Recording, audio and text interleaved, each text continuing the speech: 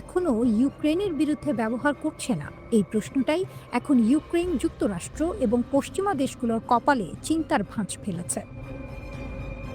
ইউক্রেনের সামরিক গোয়েন্দা সংস্থার দাবি অনুযায়ী রাশিয়া ইতিমধ্যে ইরান থেকে তৈরি ব্যালিস্টিক মিসাইল পেয়েছে, কিন্তু আশ্চর্যের বিষয় হলো একটিও এখন পর্যন্ত ইউক্রেনের বিরুদ্ধে ছোড়া হয়নি। এটাই সবাইকে ভাবাচ্ছে। ইউক্রেন বলছে রাশিয়া এখন পর্যন্ত ইরানের তৈরি একটি ব্যালিস্টিক মিসাইলও নিশ্চিতভাবে ব্যবহার করেনি, যদিও বাস্তবে ইরান মস্কোর হাতে তুলে দিয়েছে ৩৫০টির বেশি ফাতা 360 স্বল্প পাল্লার ব্যালিস্টিক মিসাইল। ফাতা 360 একটি ট্যাকটিক্যাল ব্যালিস্টিক মিসাইল, যার পাল্লা প্রায় ১২০ কিলোমিটার। এতে বহন করা যায় প্রায় ১৫০ কেজি ওজনের ওয়ারহেড। এই ধরনের ক্ষেপণাস্ত্র সাধারণত ফ্রন্ট লাইনের কাছাকাছি লক্ষ্যবস্তুতে ব্যবহার করা হয়, যেমন শত্রু সেনা ঘাঁটি, সামরিক অবস্থান বা সরঞ্জাম।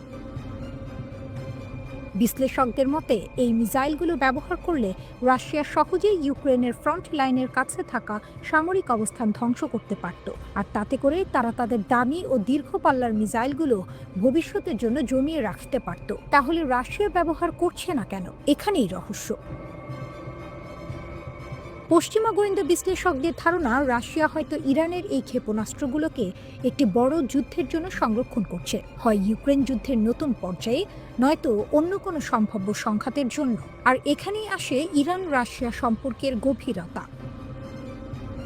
২০২১ সালের অক্টোবর থেকে শুরু করে এখন পর্যন্ত ইরান নাকি রাশিয়ার সঙ্গে প্রায় $2.7 বিলিয়ন অস্ত্র চুক্তি করেছে। এই চুক্তির আওতায় রয়েছে শত শত ফাতা 360 মিসাইল, প্রায় ৫০০টি অন্য স্বল্প পাল্লার ব্যালিস্টিক মিসাইল এবং প্রায় ২০০টি সারফেস টু ইয়ার মিসাইল, যা রাশিয়ার আকাশ প্রতিরক্ষা ব্যবস্থায় ব্যবহৃত হবে। এছাড়া ইরান রাশিয়াকে দিয়েছে শাহেদ ধরনের কামিকাজে ড্রোন। এই ড্রোনগুলো এতটাই কার্যকর হয়েছে যে রাশিয়া এখন সেগুলো নিজের দেশেই তৈরি করছে। ইউক্রেনের শহর ও বিদ্যুৎ কেন্দ্রগুলোর ওপর যে ড্রোন হামলা হয় তার বড় অংশই এই শাহেদ বা গেরান ড্রোন দিয়ে চালানো। এতে একটি বিষয় স্পষ্ট, ইরান ও রাশিয়ার সামরিক জোট এখন আর গোপন কিছু নয়, কিন্তু একই সময়ে ইরান নিজেও বড় চাপে রয়েছে। যুক্তরাষ্ট্রের প্রেসিডেন্ট ডোনাল্ড ট্রাম্প বারবার ইরানের বিরুদ্ধে সামরিক হুমকি দিয়েছেন, বিশেষ করে সাম্প্রতিক সরকার বিরোধী আন্দোলন দমনের পর। এই উত্তেজনার মাঝেই যুক্তরাষ্ট্র মধ্যপ্রাচ্যে তাদের সামরিক শক্তি বাড়িয়েছে, যার মধ্যে রয়েছে বিমানবাহী রণতরী USS আব্রাহাম লিঙ্কন। এর জবাবে ইরানও বসে নেই।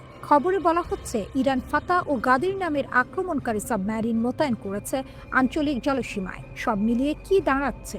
একদিকে ইউক্রেন যুদ্ধ, অন্যদিকে মধ্যপ্রাচ্যে মার্কিন ইরান উত্তেজনা, আর মাঝখানে রাশিয়া ও ইরানের গভীর সামরিক সহযোগিতা। সবচেয়ে বড় প্রশ্নটা তাই